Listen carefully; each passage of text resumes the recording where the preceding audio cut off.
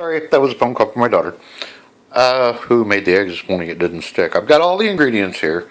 And like I was saying, my mom taught me a long time ago a very, very important secret to cooking, especially with cast iron, is it's got to be hot, especially if you're doing eggs. This is not going to matter because I'm going to fry bacon in it first, and the sun's out and it's killing my picture. I hope it's not too bad for this. She told me to lick on a couple of my fingers and brush it across the bottom of that. Now, after we got back from the hospital and I had skin grafts, she told me to do that before I put grease in the pan. That was a very important lesson that stuck with me a long time, along with my fingers on the bottom of the skillet. Because she's an evil, sadistic woman. And she's not. She's an angel. She hadn't that. None of that shit really happened. But God, she had a nose on her. I couldn't. Wow. You know, my kids had to wear safety glasses because I inherited about half of her nose. When I kissed them goodnight, they had to have safety glasses on, or they'd lose an eye, buddy. My mom, on the other hand, had all of her nose, and dude, that thing qualified her for handicap parking. She had a sticker and everything, man. License plates. So anyway, we're going to put this stuff in here and we're going to fry it up. And it's super hot, as you can tell. What she taught me was to lick my fingers, make sure I had plenty on it, as gross as that sounds, and run it across the bottom of the dry pan. Now, if any of that stays long enough to sizzle, your pan is not hot enough. It's got to be hot, guys. That's what helps keep it from sticking. I'm going to let this stuff fry up here, and I will skip ahead a little bit because as much as I love seasoning bacon frying in a cast iron skillet, I'm just not going to waste your time with this. So I'm going to skip ahead a little bit, and I'll be right back. Okay, fried the bacon up. That's a little chewier than I usually get it. That's my skillet right there smoking, because guys, if you don't have an exhaust fan in your kitchen and it don't look like this when you're done and you got smoke everywhere, you're not trying hard enough. This stuff has you're going to have smoke in the room if you don't have an exhaust fan. This is some hillbilly stuff right here. See that ball jar?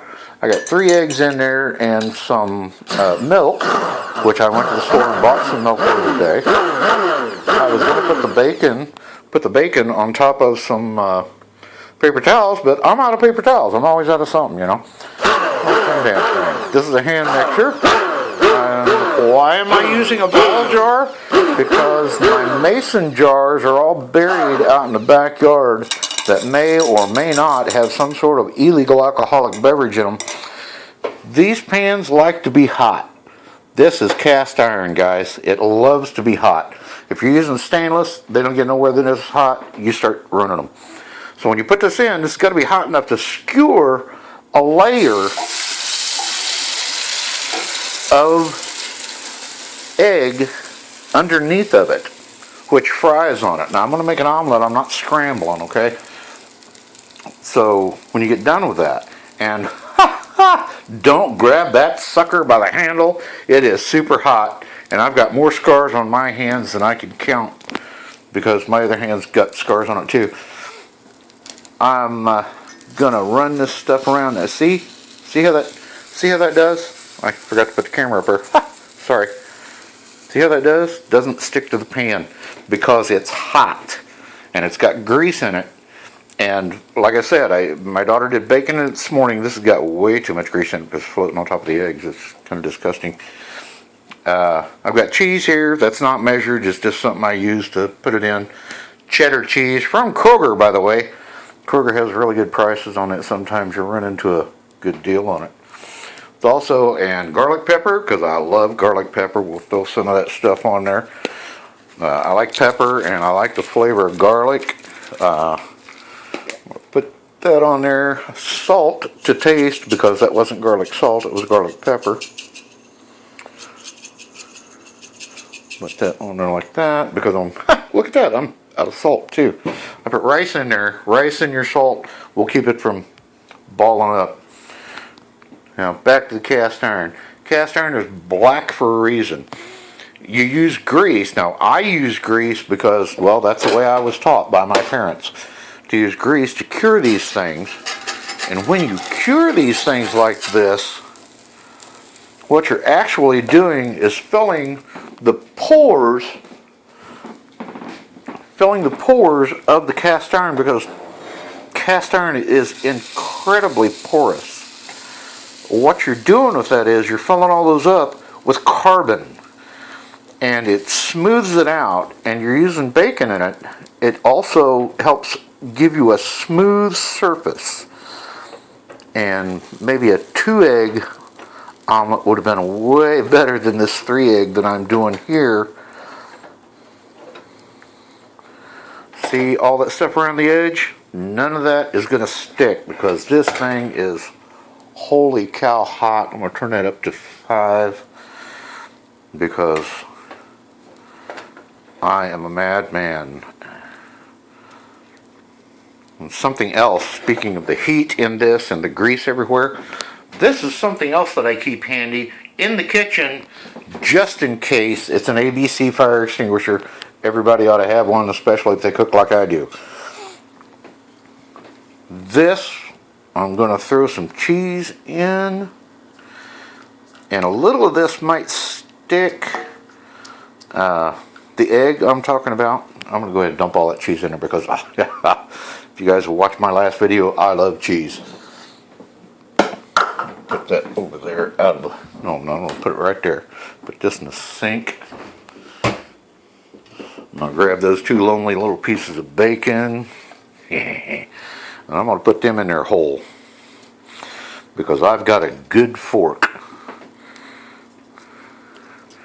I've got a very good fork that cuts right through that stuff. If I don't, I own a knife. See, check this out. Look at that, look at that. See how that's not sticking to anything? That is excellent. That's because my pan is super hot, and it's very well cured. I'm going to flip this over just like that. See, that's why it didn't stick right there. See, and even the stuff that ran out, NoSticky. NoSticky no washi. Now we're going to make it stick about now, because I'm going to slide this out a little bit over here. And also, believe it or not, the milk helps with that too. It puts a little bit of a moisture barrier between the cast iron skillet and the grease and your eggs. So while it's getting rid of the moisture, it's cooking the eggs, and like I say, it's putting up a nice little barrier on that. Also, yep, got a little hand mixer there that I mixed this stuff up with. You saw that earlier. That was like $20 over at the little store I go to, because I don't use cooking utensils that cost thousands of dollars. I don't have a full equipped kitchen. So take this out here. Oh, look at that run. The cheese is going everywhere. The bacon is going, get it, my dog, get me in your mouth. And look at this, look at this. Okay, I'll pop this up, because my spatula's not big enough, my spatula. Hang on just a second, I'm going to lay the phone down. I'm going to get this on a plate, and then I'm going to show you the pan. I'm not going to stop taping, so everybody knows this isn't a little magic trick of any kind. I could lean it up on my coffee, but my coffee cup's too tall. So anyway, here we go. I got to drop this down and do both hands. So hang on just a second.